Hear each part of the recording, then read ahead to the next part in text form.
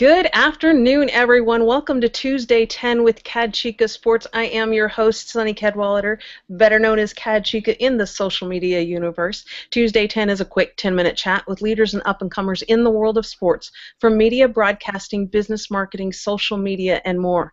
Normally, we come to you at 5 p.m. Pacific time on Tuesdays, but I don't know what I was thinking, but the All-Star game is tonight in Major League Baseball.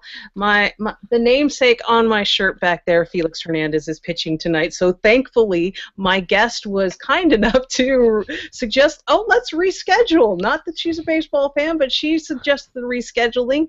Please welcome in my guest from the PGA Tour, Lauren Teague. Hi, Lauren. How are you? Hi, Sunny. I'm great. Thanks for having me on today.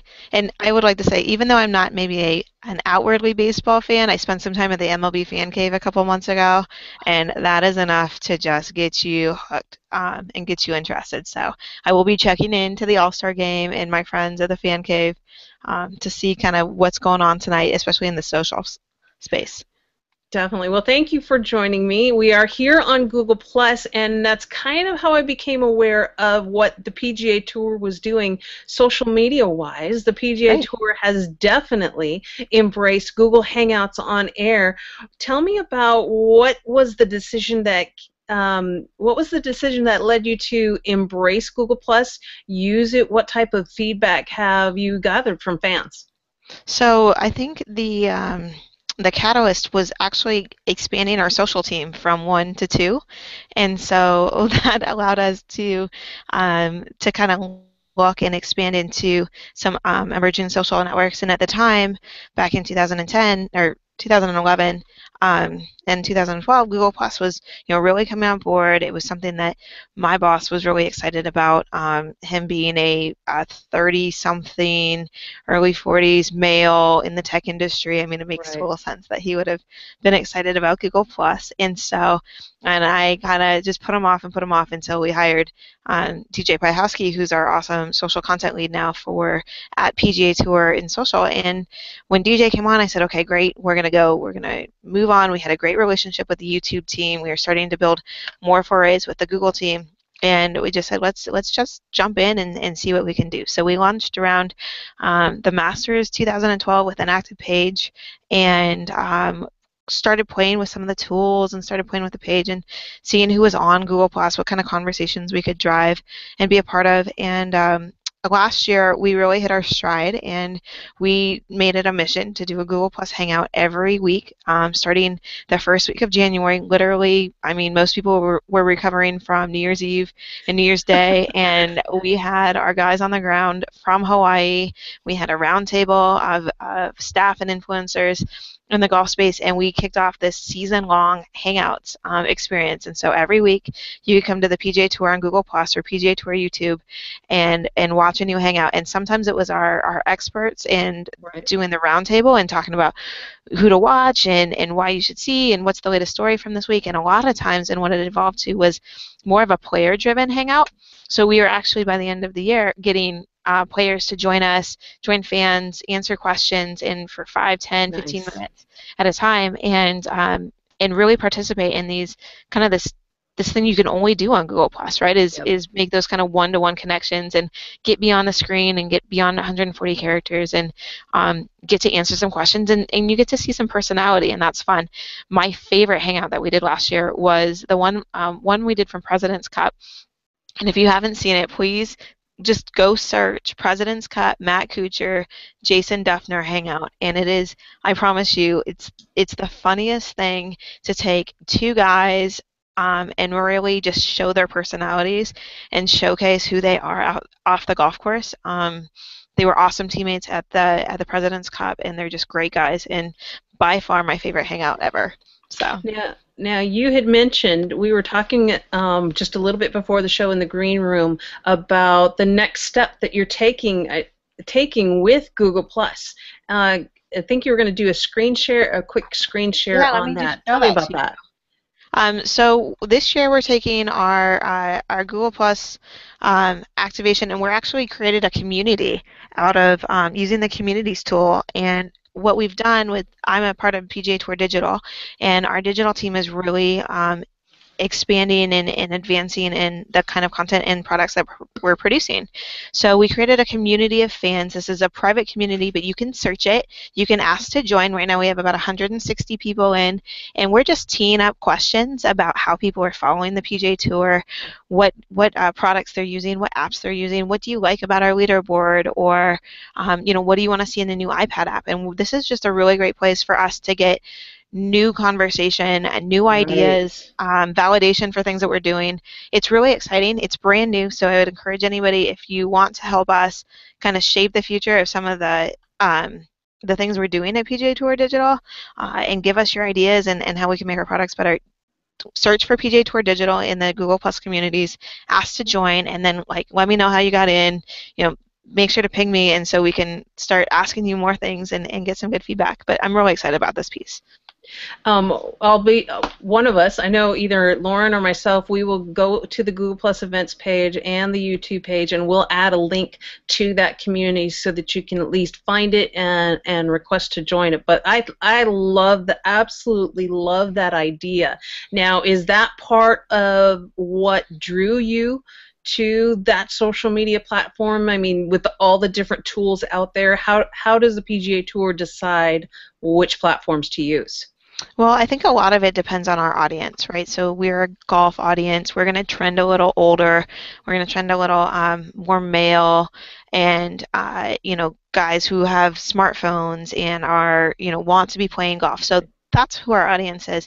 So we're going to hit social networks that it makes sense to reach those people, but also people like me. I'm a 20-something for a little bit longer, female. I grew up playing the game. I grew up, loving watching golf with my family, and so there's kind of a space for all of us. So where are these people hanging out, and where are they already talking about golf? How can we participate in those conversations?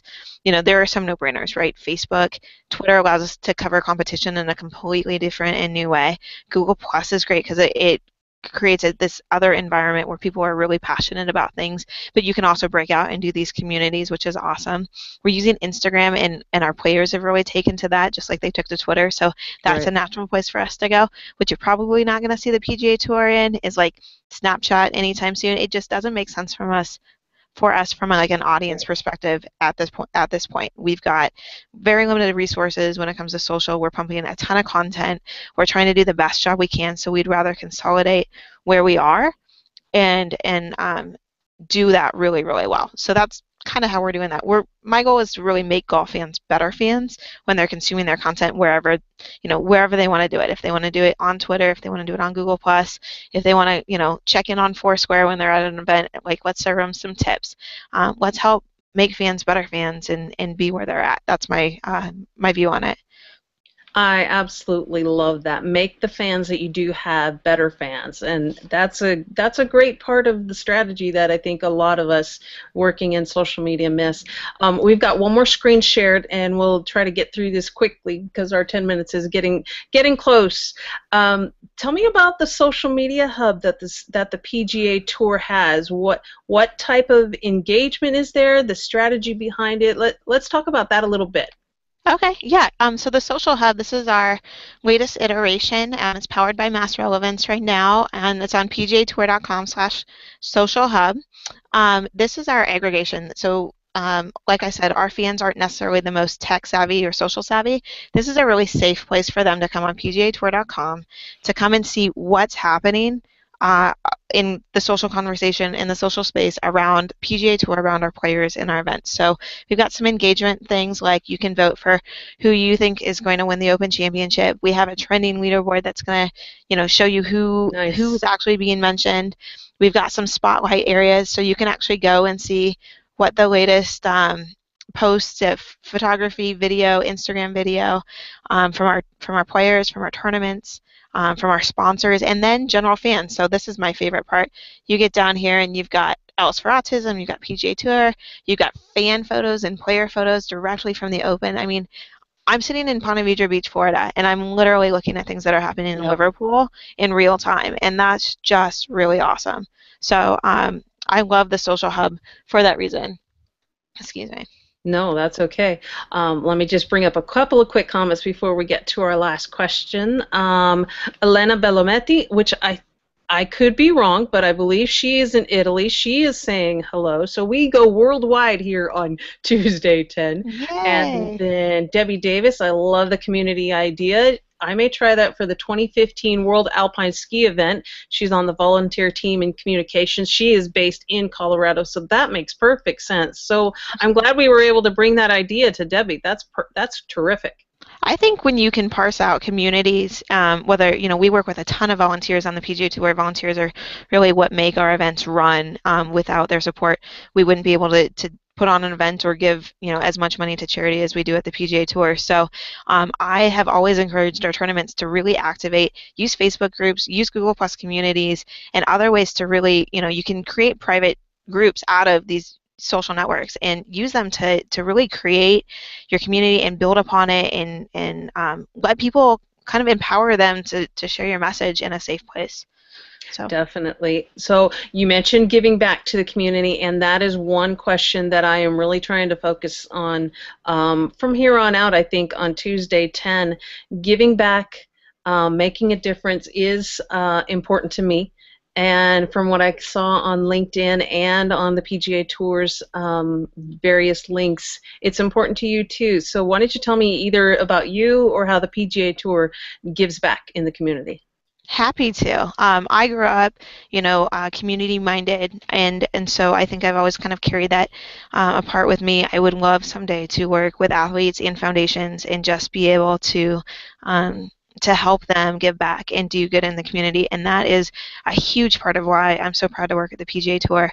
We just earlier this year crossed $2 billion in giving lifetime. So the PGA Tour gives more money to charity than every other American sports team or league combined, and that doesn't necessarily include all of our players' efforts individually. So our tournaments are giving hundreds of millions of dollars to charity collectively every year. Our players are doing great things, and it's literally a tenet of the PGA Tour structure. It's part of why we exist, is to give back to local communities. The charity is actually done on a local level, so we're impacting kids at the first tee, or a children's hospital, or a military and a veteran family, and it's just such a cool part. So I would encourage, if you got time, go to pgatour.com/together, see some of the stories, see what we're doing, and this is a way for you to either get involved or just kind of understand what happens outside the ropes at a local tournament, or what your favorite player is involved in. It really is a huge part of what we do here. And I love that. That is a great way to end the show. Why don't you let everybody know how they can connect with you, Lauren, as well as the PGA Tour? Sure. Well, I'm Lauren Teague on Google Plus, and I'm verified, so you can check my little account. I'm also Lauren T-E-E, as in golf, on Twitter. So you guys are welcome to follow me, connect with me. Let me know that this is how you found me on Tuesday 10, and that would be great. I would love to connect and get some feedback on what we're doing at the PGA Tour, or kind of some ideas, questions that you have. No problem. For PGA Tour, PGAtour.com, PGA Tour Social Hub, and we're at PGA Tour on every social network out there. So find us, and then also please join our Google Plus community if that's something that interests you as well. Perfect. I'm not necessarily a golf person, but I'm going to join in anyways because I do want to help you out. So, but thanks for joining us today. Thank you, Sunny. I so appreciate you having me. Not a problem. And connect with me right here on Google Plus Sunny Cadwallader, on Twitter and Instagram at CadChica. Also check out my website, as my headphones are just about to fall off. And my website is CadChicaSports.com, and tune in next week we should be at the regular time, 5 p.m. Pacific time, 8 p.m. Eastern time. I will be joined by Bleacher Report featured NFL writer Mike Freeman. He is also the author of a special book near and dear to my heart, written by him in conjunction with the Roberto Clemente family, called Clemente. So tune in next week, and be sure to check out Lauren on the PGA Tour all across social media networks. Thanks, everyone.